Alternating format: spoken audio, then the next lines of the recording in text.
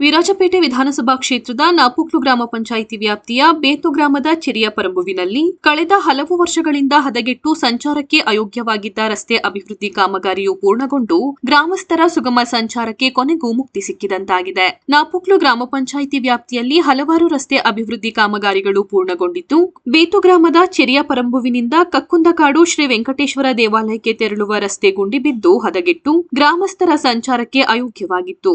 ಈ ರಸ್ತೆ ಕಾಮಗಾರಿಯನ್ನು ನಡೆಸಿಕೊಡುವಂತೆ ಇಲ್ಲಿನ ನಿವಾಸಿಗಳು ಸ್ಥಳೀಯ ಜನಪ್ರತಿನಿಧಿಗಳ ಮೂಲಕ ಶಾಸಕ ಪೊನ್ನಣ್ಣ ಅವರಲ್ಲಿ ಮನವಿ ಮಾಡಿದ್ದರು. ಇದಕ್ಕೆ ಸ್ಪಂದಿಸಿದ ಶಾಸಕ ಪೊನ್ನಣ್ಣ 15 ಲಕ್ಷ ರು ಅನುದಾನವನ್ನು ಬಿಡುಗಡೆಗೊಳಿಸಿದ್ದರು. ಈಗ ರಸ್ತೆ ಕಾಮಗಾರಿ ಪೂರ್ಣಗೊಂಡಿದ್ದು, ಶಾಸಕ ಪೊನ್ನಣ್ಣ ಅವರ ನಿರ್ದೇಶನದಂತೆ ನಿರ್ಮಾಣಗೊಂಡ ನೂತನ ಕಾಂಕ್ರೀಟ್ ರಸ್ತೆಯನ್ನು ನಾಪುಕ್ಲು ಗ್ರಾಮ ಪಂಚಾಯಿತಿ ಅಧ್ಯಕ್ಷರಾದ ವನಜಾಕ್ಷಿ ರೇಣುಕೇಶ್ ಉದ್ಘಾಟಿಸಿದರು.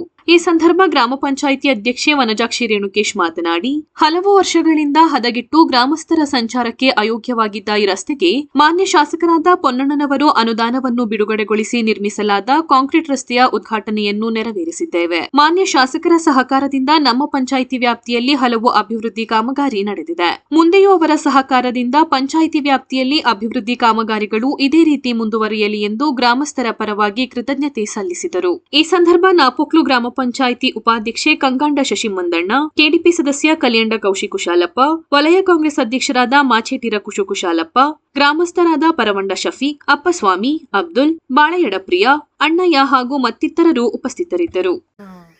ಬಾಳೆಯಡ ಅವರ ರಸ್ತೆಯಲ್ಲಿ ಚೆರೆಪರಂ ಬಾಳೆಯಡ ರಸ್ತೆಯಲ್ಲಿ ನಾವು ಇದು ಇನೋವೇಷನ್ ಮಾಡಿದ್ದೀವಿ.